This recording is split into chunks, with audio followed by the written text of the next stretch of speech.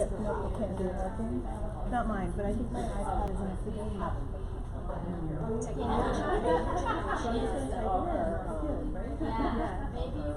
Yeah, but when you type it in, it's that bit.ly, it doesn't bring up the form. Oh, really? No.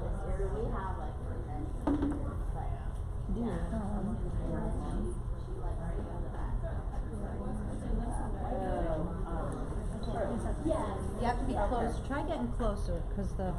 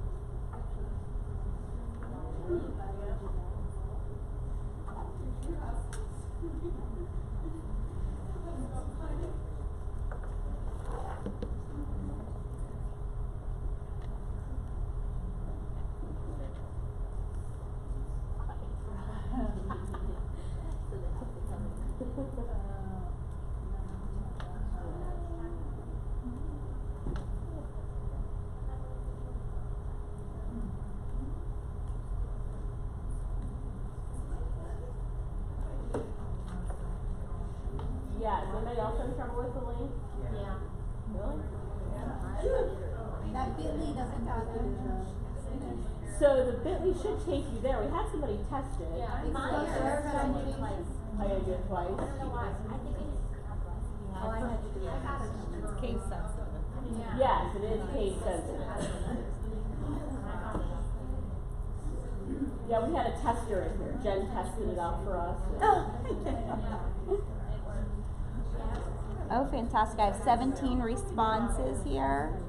Yeah, if you just came in, there's a form. Just kind of ask you a few questions you can fill out. Awesome.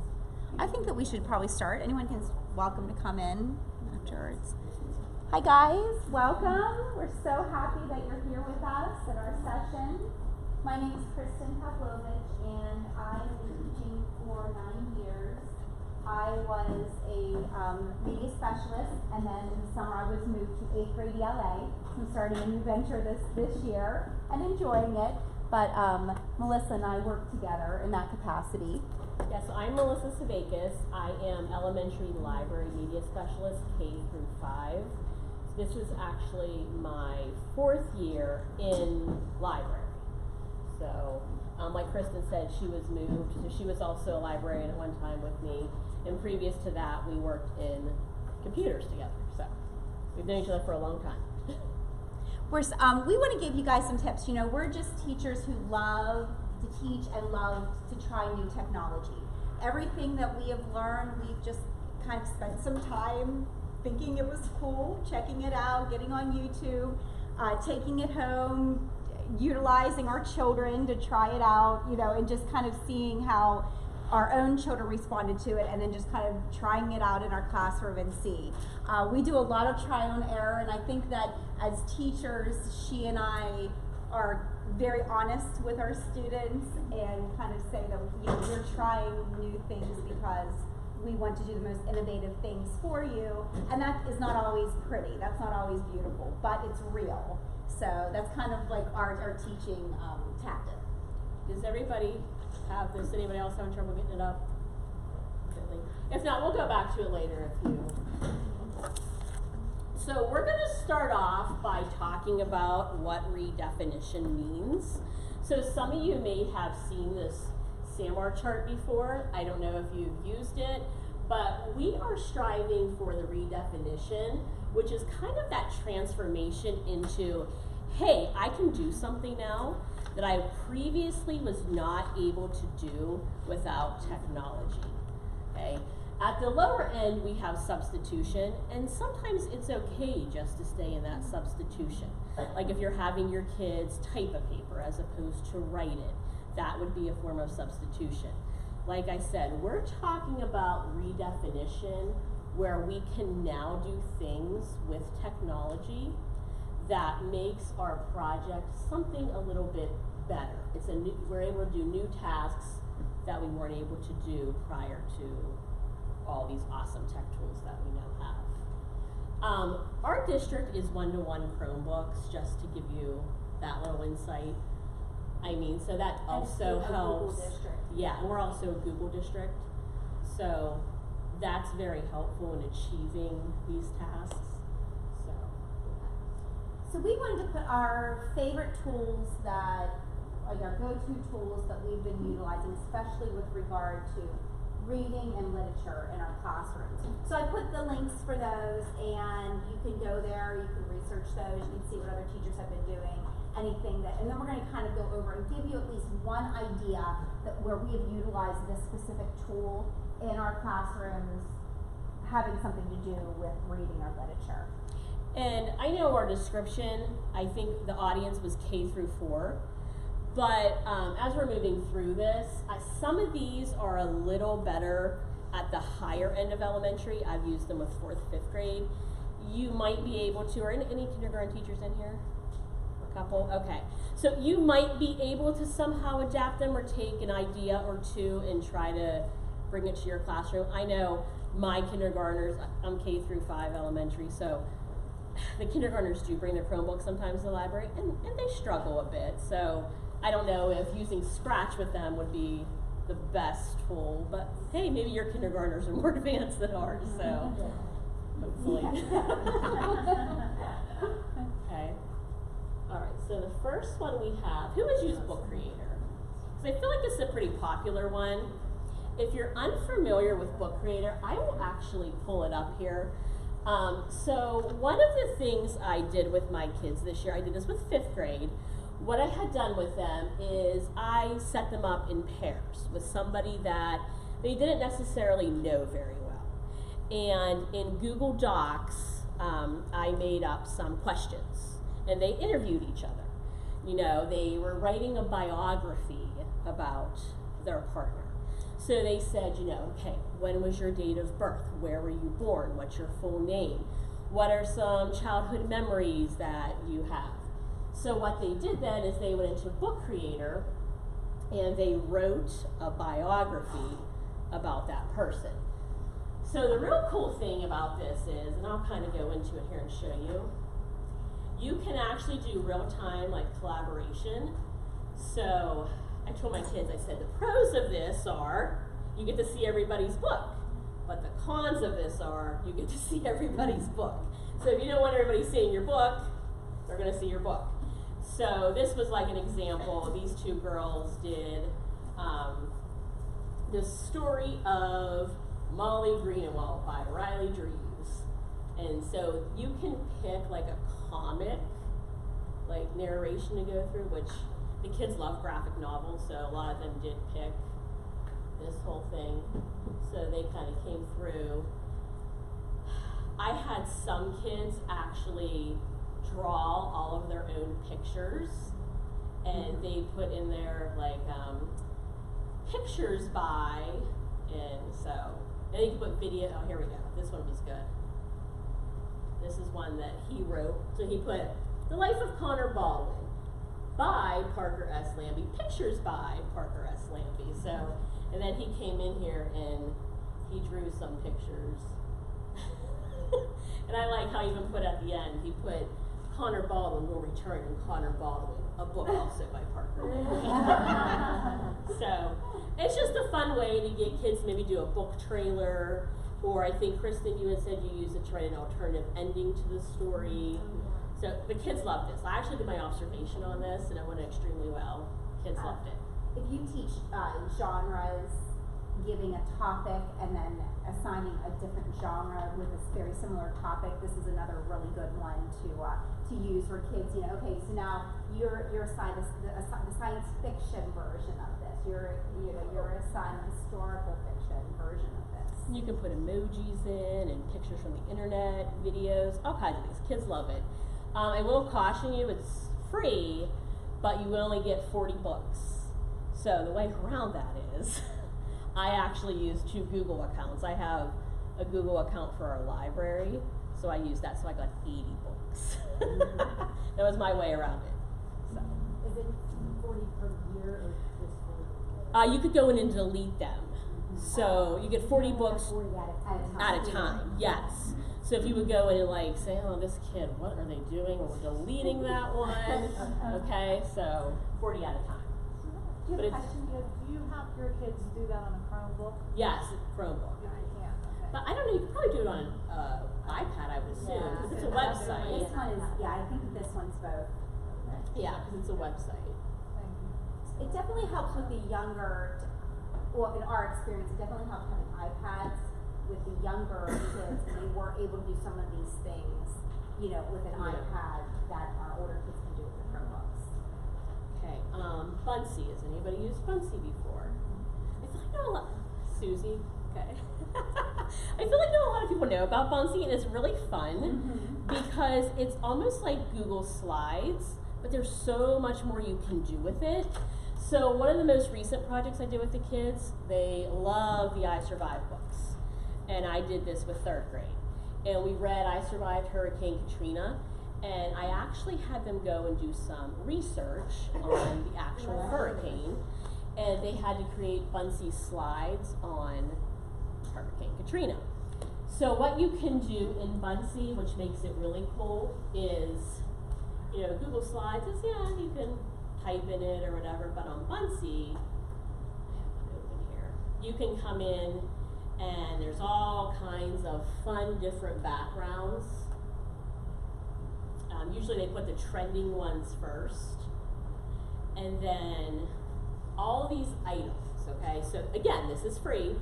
Bunsy animation, the kids love this and spend so much time going through these animations. And they always put the trending animations first. So it was like, what was the big dance last year? All the Fortnite All the dancers. Fortnite, They had like all the Fortnite dancers, and all the kids were like, oh yes, Fortnite dancers. And they would put it in, and like, what does that have to do with anything? So these are like all animations that they can put in. It has something to do with their project. You can insert web images, you can do QR codes. I had kids last year do book reviews in Bunsy, and they took a video of themselves and put it in, and you can share it out. So you could create a classroom and put in a code, and then all the kids would have access to each other's stuff, so they could share it out. You can also do stickers, text, so it's a lot more than just your basic slide. It's a lot more fun. So, and I had some pictures in our presentation of some that they had done. So I did this with genres. They did, they picked a genre and wrote about it. So, like I said, it's free. Is this the next one? Okay. We put all mine. So WeVideo, I had gone to a really fantastic presentation yesterday just on WeVideo. And I guess it depends on our Chromebooks. We have WeVideo on our Chromebooks, but if you're an Apple district, then you would have iMovie. And so, you know, kids love making videos. And you can use these in so many different ways with literature. Once again, do alternative ending, do the different genre, video blogging on or a book report that they do with a green screen. It's just kind of like, you know, kids want to be YouTube stars, so this gives them a way to do it in an academic setting. So, WeVideo, again, it might be a little hard for the younger grades. Has anybody, I keep on asking, has anybody used WeVideo? It's specific to Chromebooks. You get a free trial for what, 30 days? Mm-hmm. But then you have to buy a license. Is for that it. what do you have iPads and We have a mix of things. Depends on the grade level. But yeah, we looked into it. We had to pay for it. It's an extension. When I that, so we have like, I used it when we had Yeah. so it's really nice. It's definitely a really good alternative if you are a Chromebook district. Yesterday when I was in that session, their schools start using video with the kindergartners. I thought that was really amazing. You know, and maybe they said it was more just like stock information, dragging and dropping. And so I can totally see kindergartners being able to do that. You know, just spending a little bit of time. Think of what like they could when they got to you in 3rd grade, what they would be able to know how to do. Yeah, that's why we kind of put iMovie on here too. So I also use iMovie. I do the school news for our elementary school, which I actually have on the last slide because I was talking to some people this morning that were like, oh, you do the school news? They had all kinds of questions for me. So I'm like, oh, we'll cover that today if anybody, wants to kind of know about that. So I use iMovie for the school news. But interestingly enough, I kind of was able to teach the kids how to use elements in WeVideo, and you can save them to your Google Drive. And then we kind of did the app smashing with iMovie. So our intro to our school news, even though we do it through iMovie, our intro is from WeVideo. So we kind of combined both. So one of the things I'm planning on using WeVideo for this year, our 5th grade teacher does a wax museum. I'm sure a lot of your schools do that, where the kids dress up as a character and you go around and you're supposed to like press the button and they start talking. So we talked about bringing a tech element into it this year. And so this little girl was I told her I was going to use her in my presentation because she's awesome. So I made her dress up as Queen Elizabeth for me. And what we're going to do this year for our live wax museum is we're going to do QR codes. So as you're going around to their, stations, you can actually scan the QR code and watch their video. So I'm kind of going to collaborate with the 5th grade teacher on this. So I bought a whole set of those who was or who is biographies. And so, yes, so the kids are going to read those. That's what they're going to base their biographies off of. So one of the ones I had was Queen Elizabeth I. So that's the one she picked. So I can show you kind of a quick snippet. She even has her British accent. Okay.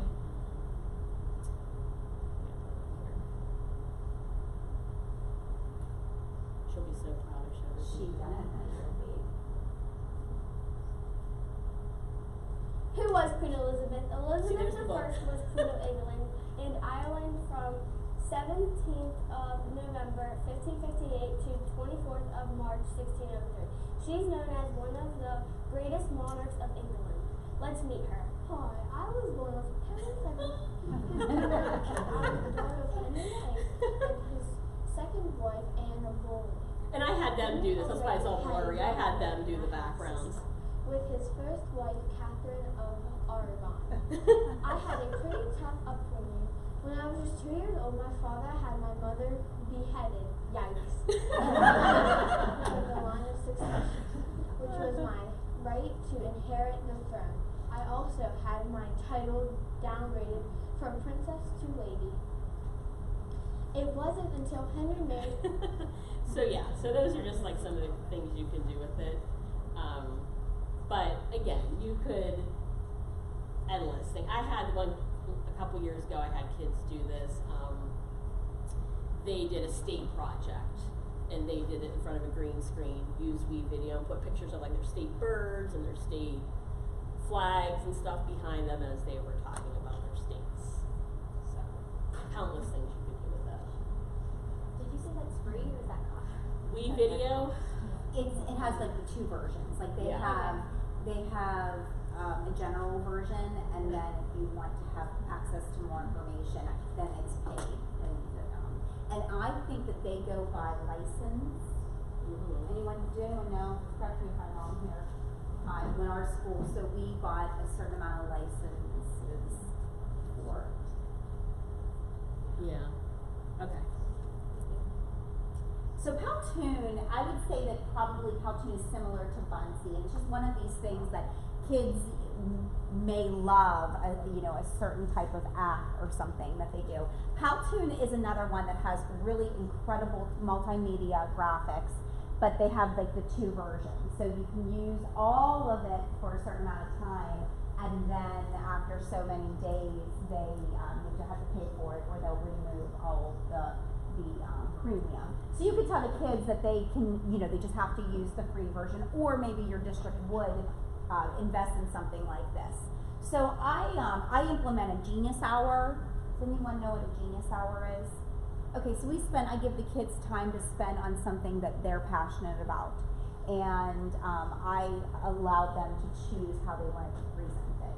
And so Powtoon was an option for a lot of students, and it's almost like a video with layers of multimedia information.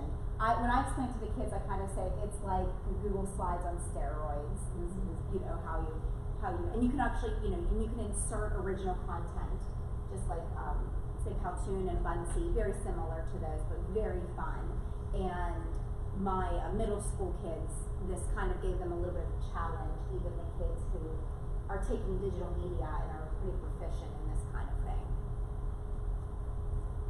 I've never used it. So Do you want to hit the link to it, and everyone can see if, I don't think it's on there, Melissa, I think it's on that slide number 3 or 4.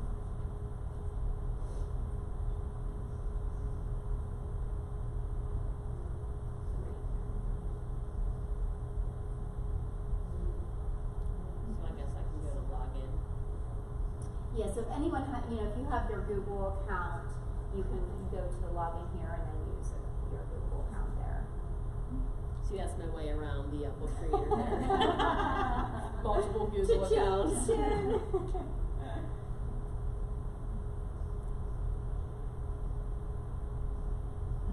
So yeah, this is like something that people use actually, in the real world, not just in education. Awesome.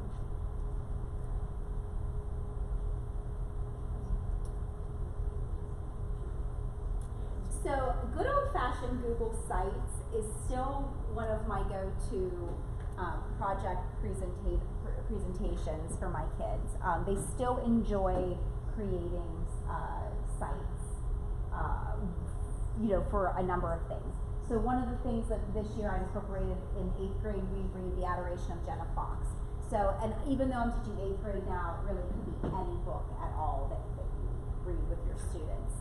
And so then students worked, they collaborated with one another in real time on Google Sites, and they kind of created a website as kind of like a marketing tool for the students next year, and for the students in the media center who might want to read this, check out this book in the media center. I used it as like a review for my final exam, whatever, for all the students. And then the students could actually make predictions. They could do, analysis of different characters, kind of to bring in that text-dependent analysis element to something different with text. And Google Sites, whenever I did put a link there, but it was just kind of like to explain it, because you have to be in your Google account. So you could just go to Google Sites from your Google account there, and then create, and then you could share it with students if you're a Google school. Okay, so Scratch, Google CS First. Okay, Google CS First is actually a free coding curriculum from Google, and it actually integrates with Scratch. So I had heard about I had heard about Google CS First for a few years now. I thought, I'm going to try it out this year. I'm going to see what this is all about. So I can pull up the website, because for me, I was like, wow, as soon as I saw it, I got like a million ideas of things that I wanted to do with the kids. So this is Google CS First. It's free, again. So what you can do with it is there is curriculum for every classroom, as it says. So you can do storytelling with it. You can do dialoguing with it. You can do, I'll show you here, I'll kind of log into my account. I did this with 3rd, 4th, and 5th grade, but you could probably also do it as low as 1st or 2nd grade, depending on. Because it's blocked. Yes, right? because if you're familiar with Scratch, it's that block, that block coding. So, and it gives you a tutorial, and I will tell you that was probably the most difficult things my kids came across. So these are all my classes. Let me pull up the curriculum here. So what I did was I paired the kids up. I had them do like pair programming, and we did the characterization, and we also did the dialogue. Those are the two that I had picked. So I'm going to click on characterization. In pair programming, in case you're not familiar with that term, it's basically just like partners, and one person is the driver that that day or for that task or for that lesson, and the other person is the navigator per se. And so it's a way of including all of the kids, giving them a role, and then they're not fighting over touching the computer screen actually. Yeah, so these are nice. So it tells you like up front, okay, this is going to take 45 to 90 minutes. So I see the kids once a week for 35 minutes, so I thought, okay, in a couple classes I could get this completed with them. So I told one of them they were going to be the video watcher. This was probably the most confusing thing to them. And the other one was supposed to be the person programming on Scratch. And so I would go over like, okay, you are going to watch the video, pause it, and tell your partner what to do. So I go over, okay guys, what are we doing? Did you watch the video? Yeah, I watched it. You're supposed to continue watching it and tell your person what to do. So what it does is the videos actually introduces you, for example, to characterization, and then it will show you exactly what they need to do in Scratch. So In this video, you will pick a character and add code to show what they're thinking. So if I go through, like it shows you exactly Like, step by right. step what to do. So when I did this particular one with them, you can print out the lesson plans, which is even nicer. So when I did this particular characterization one with them, the whole code was supposed to be based on you forgot your homework. What would you be thinking, or what would you possibly come up with to tell your teacher as to why you forgot your homework? So we brainstormed, and the kids were like, well, I had dance last night, I had a baseball game, or I forgot it in school, or blah, blah, blah. And then we said, okay, now let's think of something fantastical. Like, what might be something crazy that happened that made you forget your homework? And then, of course, that was like, ah! So they're like, a shark ate it, and they went on and on. And so then they had to code that. They had to come up with the code to show that character having that thought process. And then same thing for the dialogue one. For the curriculum, there's the dialogue one. I had them either come up with their own dialogue, or they could use something from a pre-existing book that they read. So in our slides, I actually found it. Anybody know that book? So this was them with their characters in that particular. Someone said, here's the plan. Josh, you cover the back door. Ruth Rose, your station is the bike rack. But keep an eye on the parking lot too. How can I watch the bike? Watch with one eye. And then here's the next. So they acted out the dialogue in the book by using coding. So they were able to learn some elements of coding while doing that. So here's like the code that they used. And again, it was supposed to be very simplistic, and they did a good job with it because the video was there, and all they had to do is say, hey, you need this block right here. Go under looks and find this block. Go under, so. So you didn't pre-teach Scratch?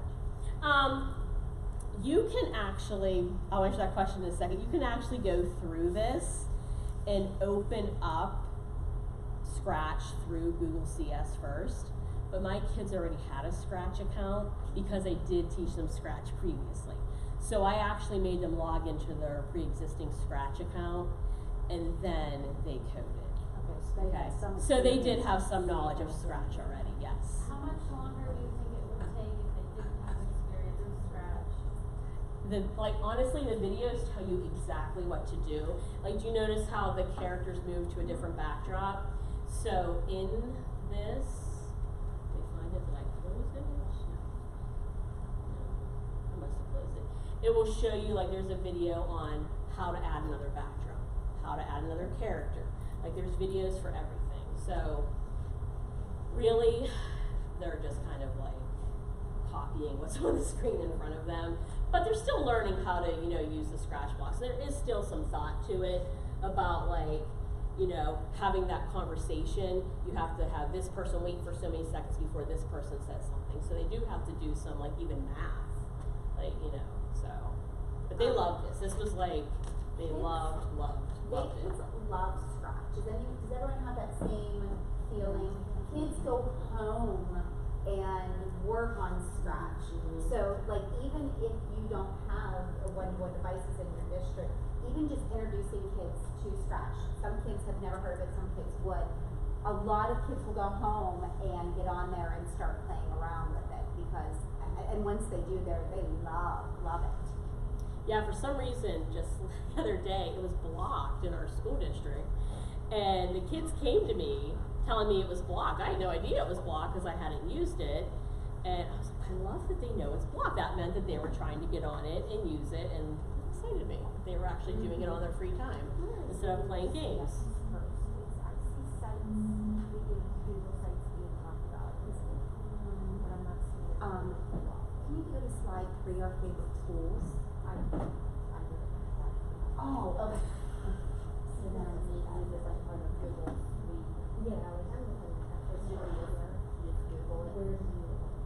It's not CS, Google Education CS first. You can Google that and see. No. Did I put the link? Is the link for it not there? Just a link for Scratch? No, it is there. We were talking about, like, it's not under the apps, like the Google apps. Oh, okay. Maybe I don't know if you can maybe add it or not. I know just open another tab and then. Yeah, like I said, there's a lot you can do with Google CS first. There's storytelling, narration, like all kinds of things. So I suggest checking it out because I was happy I did. So this is awesome. Like I said, you could print out the full lesson plans and it's all right there for you. Google Lit Trip. This has also become one of my favorite things. Is anybody familiar with this? It's awesome. Like, it's awesome. So what a Google Lit Trip is, I use this. I have a group of kids that come down to the library for enrichment because they have scored above where they need to be on their benchmarks. And I talked with the teacher, this is a 5th grade teacher, and I said, oh, well, send them down. I'll come up with some sort of enrichment for them.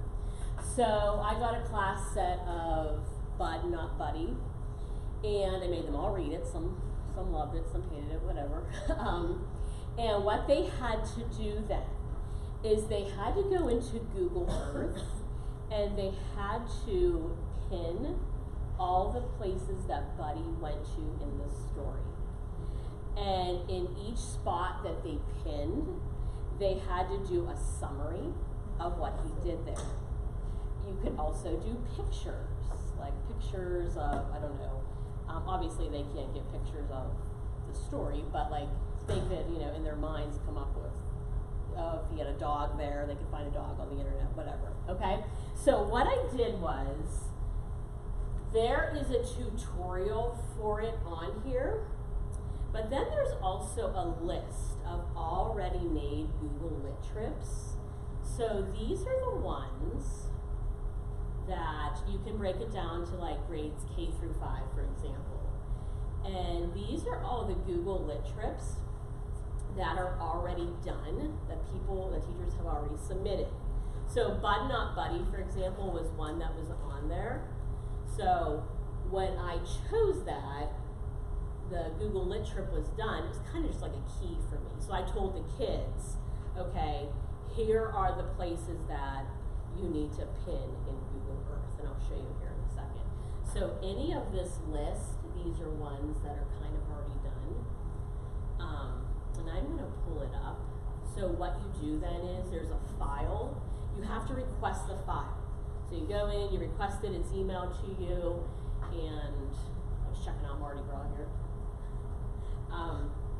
And then you import the file, and I'll show you how cool this is. I think it's cool. Computer's being slow. Was that list not broken down by grade level? Yes, you can click on it by grade levels. Okay, so here's the file, Bud Not Bunny. And so these were the places that the kids had to pin. They had to go to the New York Stock Exchange, Flint, Michigan, Hooperville, Historic Pullman Foundation in Grand Rapids, Michigan. So they had to go and pin each of those places on Google Earth. And then you make a slideshow of it. So you can go into present mode, and then it will take you to each of those places in order. Mine is being really slow for some reason, it doesn't like this.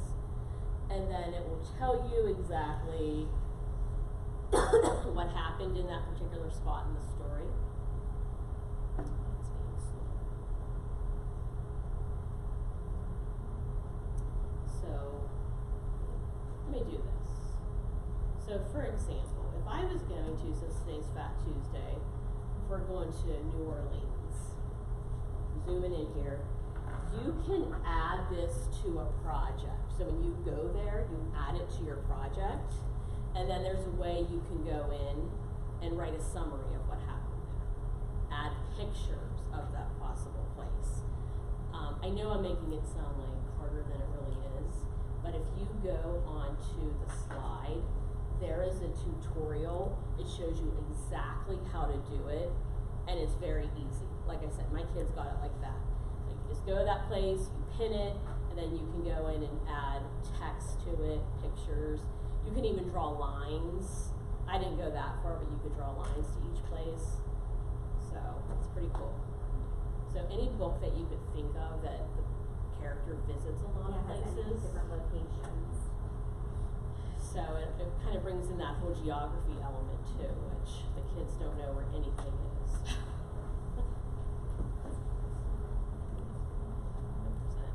Any questions about that? It's really cool. Honestly, go on and watch the tutorial when you get them. You're like, oh, this is really easy.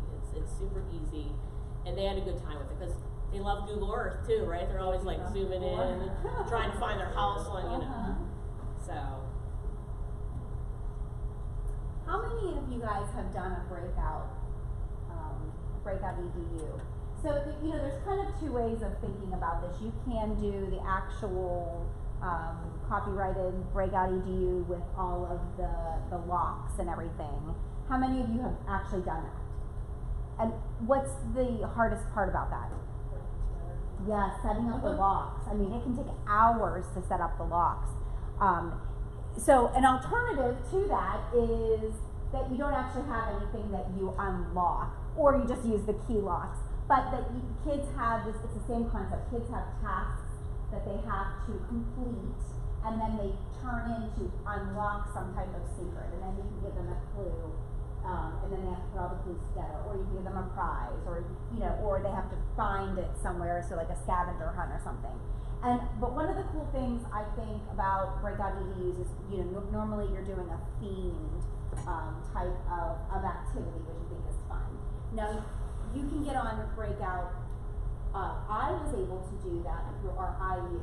So our IU1, if any of you are part of the IU1, I don't know if the other IUs, but we have a lending library for IU1. And one of the things that you can borrow is you can borrow their breakout EDU kit along with their login. So then you can go in there, and last year I did this, and now I still have the printed materials that, even if I don't have the locks, which were a pain to do, so I'm like, oh, I don't have the locks, but that's okay, I'll still have fun with all of the materials and things. But one of the ones that I did this year, I just did it a few weeks ago. We are finishing the Adoration of Jenna Fox, and I had a Starbucks event, so coffee-themed tasks, formative assessments, but really they didn't seem like formative assessments because they were it's like we were at a party. I served hot chocolate, and the kids, you know, could work wherever they like, and then they had 5 different tasks and things to unlock. And then once they turned these in, I had prizes, which were books that I had bought at Barnes & Noble that then they could choose as a prize. So it really just, I got a lot deeper quality work from them. Not saying it wasn't a big deal, like to put it together, it was. And I was observed, and I can't tell you how happy I was that when my principal came in and did my observation after, you know, I had put all this effort into this. So I definitely like that was like, if you want to get observed, try to get observed whenever you put this much effort into something. Did you have your kids work independently, or were they in teams or pairs? I did them, depending on what the task was. One of the tasks was individual. 2 of the tasks were with partners, and then 2 of the tasks were with their tables. I had tables in my classroom, so I just told them, because my table, like, you know, my seating in my classroom, I put a lot of effort into thinking about who would be best together. So I didn't leave it up to chance. I did say that, you know, your partner is your person across from you, and your team is your person, or your people at your table. So that's kind of how I did that. I use Breakout EDU as well in the library. Are there any librarians in here? Yeah, we have a quite lot a of few. librarians. I use the actual lock boxes. So I did not get the actual kit itself. I just had like these little chintzy boxes from like Joann Fabrics or somewhere, and put locks on them, like combination locks. And I used them at the beginning of the school year to kind of go over the shelving of books, where books are in the library. So I would give clues to a book, and they would have to go then into our online card catalog, Destiny. I don't know if everybody uses Destiny. So they had to go into Destiny, find where the book was on the shelf, go to that book, and then there was a clue in the back, and then they had to come back. And so they loved that. That was a lot of fun. I also used one, I did a digital breakout as well, kind of going over some of the library rules, where they had to go in and answer questions to unlock the code. I mean, was it fun? Yeah, they still liked it, but they definitely liked the lockbox better, because they could, you know, get up and like run around the library and make noise, and yeah, so less chaotic this way, but yeah. That actually reminded me. So whenever you do an actual, you know, the coined breakout EDU, they do have like digital elements sometimes, where like you type a code in with a bit.ly, or and they also will have a slideshow that you could post in addition to all the printed out things. Now, I haven't used this since the beginning of school, but I'm pretty sure you could go onto their website, and there are some free ones you can. Oh, you're right. There are some free ones, like that library one I was just telling you about. I was able to print out those free ones online, and they it have came some up with ones the like icebreakers, which are kind of fun to do at the beginning of the year, or maybe around Christmas time or something. Yeah, so there are some free ones. So trading cards, this is something that I haven't done, but that I plan on doing when we study the Diary of Anne Frank novel. I want to do something so the kids, before we read it, so they are not wondering who the characters are while we're reading still. So the way I want to do that is I want to do trading cards. This website has been out for years and years and years. This is like where people get their comics, and the trading cards are kind of like the 2 best things that I've used with Read, Write, Think. But still, it's like an oldie but goodie. Kids still know what play cards are, baseball cards, Pokemon cards, so they know that concept. And you type in information about your character, and then it generates it, and then you can print them off for the kids, and then they can pass them around or use them for the next year, or that kind of thing. So with the elementary, this is something that lower level could do as well. So they would go in, you type in the name of your character. Is it a fictional person? Is it a real person? So obviously Captain Underpants, Junie B. Jones, those are my 2 examples here. Those are obviously fictional characters. So then the kids are responsible for typing in specifics about that character. Okay, what's the description? So Captain Underpants, well, what's he look like? He has on underwear and a cape. So Junie B. Jones, well, she's a brat now.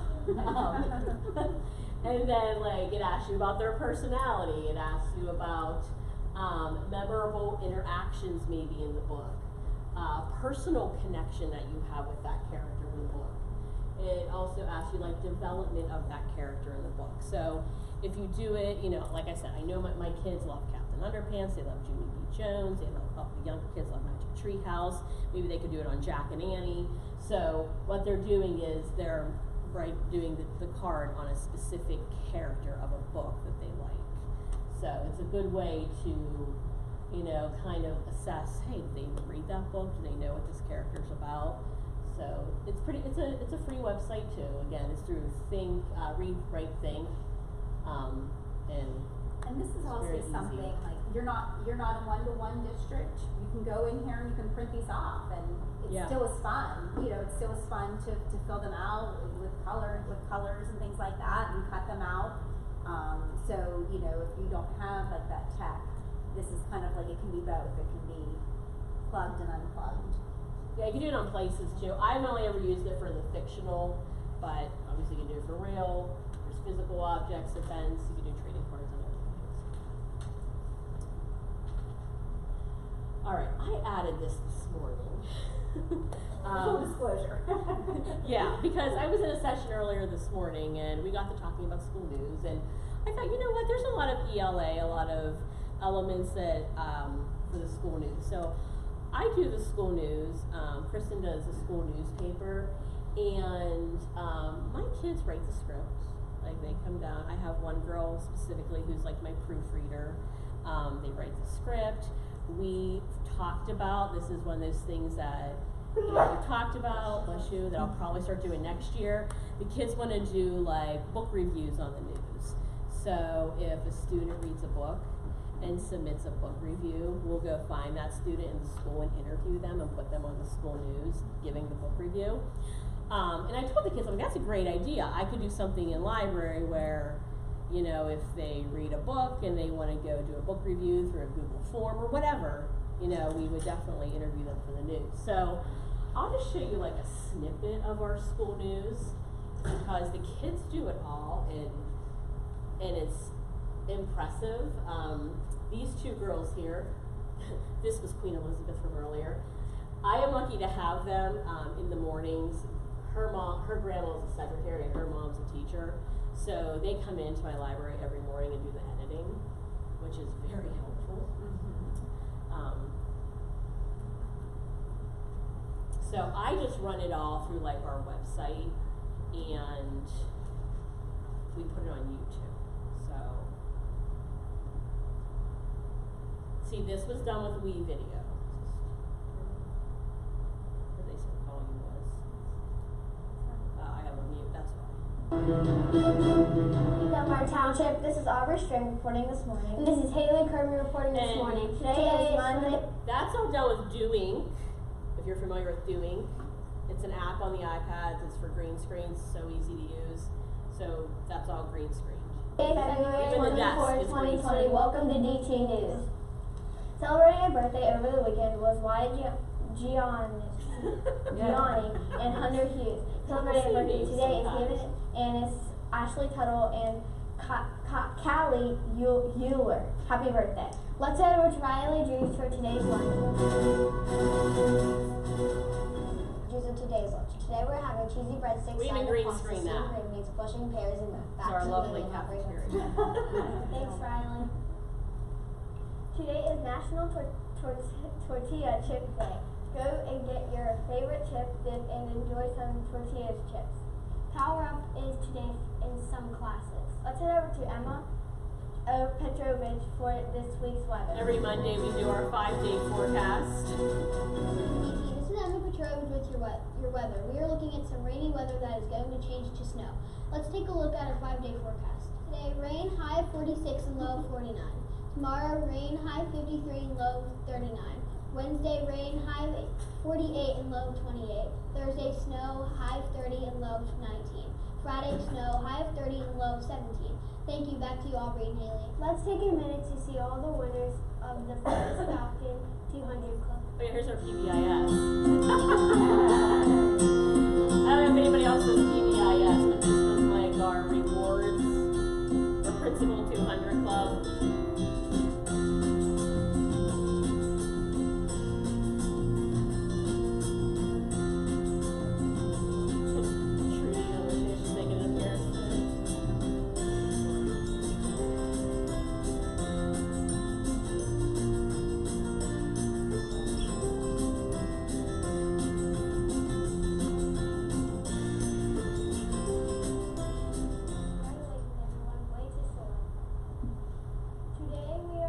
So this is new this year.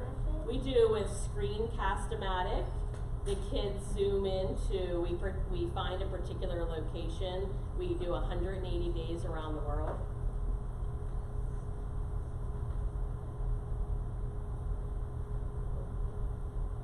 Hi, what's up? Wanna come in? Feel free to come in. We're all friends here. So this is what they. Memphis is a city on the Mississippi River in southwest Tennessee, famous for music such as blues, soul, and rock and roll. Elvis Presley, B.B. King, and Johnny Cash recorded albums at the legendary Sun Studio in Elvis. Graceland Mansion is a popular attraction. Other music landmarks include the Rock and Roll Soul Museum, Blues Hall of Fame, and Stax Museum of American Soul Music. Visitors can also watch guitars being crafted at the Gibsonville Street Showcase. The National Civil Rights Museum is the site of Martin Luther King Jr.'s assassination. Please stand for the pledge.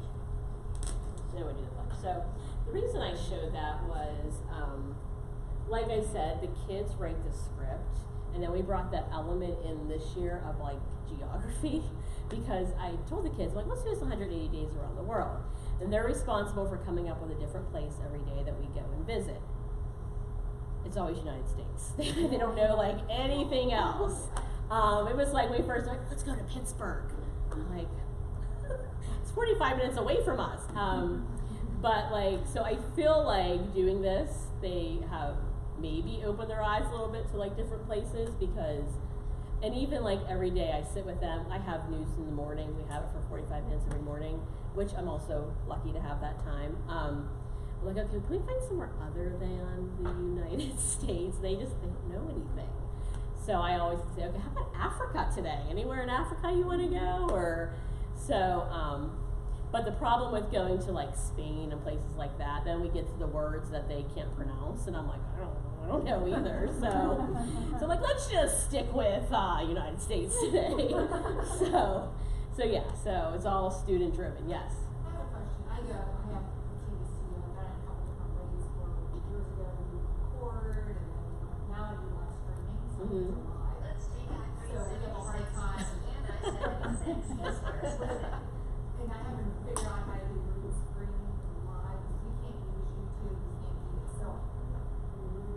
So I use. Do you use TouchCast? Screen. Yeah. Use Microsoft Screen. That's what I do. And that's how I go live. And then go to the Broadcast Network. And it's like this whole configuration that I am using. But the green screen, I like the green screen. So we used to do that when you record. Is there anything for live other that you know of? We That's dealt nice with about this it. too. Yeah, we did deal with this. We're all supposed to do live. Yeah, when all the librarians do news. I Well, we have actually kids say do let's do it. presentations live, they do their passion projects live, we practice, this is what we're on. And, yeah, it's interesting, I mean, we have mishaps sometimes, but the kids are pretty professional with this. We film a day prior. That's why I said the kids are able to come down every morning, and we always do a day prior. The scripts are written in advance, so like, the kids will come down and write the scripts, and then my proofreader proofreads them, and then if we need to add anything the day of filming, we do. But we had a live. And I forget what it was we even were- called. the district purchased a live with green screen capacity What is it production called? and Discovery video. Discovery video. A few years ago, when we all tried it did not consistently work. Yeah, it was too glitchy. So I don't think any of our schools actually use it. It's a shame. It costs a lot of money, and it Yeah. just sits like in the back room of my But library. you should look at Discovery. You should look it up because maybe they have updated it. I mean, But- what we use works with the free for Microsoft, the overall broadcast network, and you can put pictures and some things in green screen. But I feel like TouchCast. Has anybody ever used TouchCast in here? TouchCast isn't live. You though. can't do it live? No? Okay. I thought you could. Yeah, I know. It's unfortunate. Yeah. So that's why I just thought I'd show you that if anybody was interested in. I have another question about that. Through Do Ink, is all that editing done in Do Ink, or do you take the video and then? So what the kids do, so this is our process, there's probably an easier way to do it, but it works for my kids, so we just do it that way. We film on an iPad, and then the Do Ink app is on the iPad, so they bring the video into the Do Ink app, then they export it to a Google Drive. So I have that drive set up for the library. Then I have 2 Macs in my library, so they go over to the Mac, they import the video, and then they do it in iMovie. So there might be an easier way. I don't know, but it works. So we kind of just stick with it. All of that is kind of just, I started last year, but like you said, there doesn't seem to be one easy way. It's everybody piecing together the programs you Yeah. have and what I think most you're- people are using multiple programs. And I feel like every school does news now. I feel like this is something that is just, every school seems to have jumped on that. Hey, let's do school news, you know. Well, it's a nice network to push this out. They do AR prizes on there. Yeah. Yep. Jamming it into the kids do a fitness little video and they do fitness. So That's it's a nice way fun. for the whole school to see, I think, and I think there's more people. Yeah, that's what we do in our PBS, thing on there, PBIS thing on there. Yeah, and the kids, I know, like my 5th graders, like the kindergartners are like, hey, you're from DT News. Like, oh, I think that's such a big deal. They're like famous in the school because they're on the news. So, yeah. Our last, because we're almost out of time, our last thing we have up here, I feel like, do like a digital parking lot here. Does anybody ever use Trello or have a Trello account? It's kind of like Padlet, but So when you go to it, you will have to sign in, like log in with a Google account, and then you'll have it, and you can actually then create for your classroom. Here. so we kind of listed each thing we talked about, and what we thought we could do is if you want to like add a card, maybe you can write in there like how you think you could use Bunsy in your classroom. How might you tie it to an existing project that you do that now you want to redefine with a tech element? So maybe you can add a card saying, well, I use Bunsy, I collaborated with a 2nd grade teacher. They do the butterfly life cycle. We did a Bunsy on the butterfly life cycle. The kids came to the library, they filmed videos talking about each stage of the butterfly life cycle. So that's how we kind of, redefine that. So that was something we used Bunsy for in 2nd grade. So you want to add a card to it, and then everybody can share in this Trello board. So like you can look for people's ideas. Like, oh, that's a good idea. Maybe I'll try that. So, like I said, I think you have to sign up for an account though. I see some of you are on it. Yeah. So we only have a couple more minutes, but please feel free to add to that, and then you can reference that. You guys have been the absolute best audience. This is our first time presenting at P&C, and so we are so happy that we had so Happy it's many over. here. I can sleep now. And who's my friend who brought candy? That was awesome. We did not Thank hire you so her. much. You're the best. Feel free to add us on Twitter, email us, anything that you want to bounce back and forth. You know, we certainly don't know everything, but we've tried a lot of things, and we Yeah, we just try stuff. We don't hey. mind trying new Sometimes things. it works, sometimes it doesn't. Thank you so much. Thank you. You rocked it. Good job. Yeah, and if you were nervous, there was no time. Oh, really? No. I haven't slept in days. I learned something new. Good. I showed Jess our news. Yeah.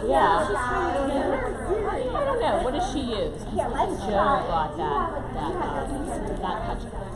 Oh, did he? I think he did. I don't But know. he was at PTC last year. Yeah. And he was talking a lot to that one. Her name's Z. I forget her name. She teaches at a Catholic school here in Pittsburgh.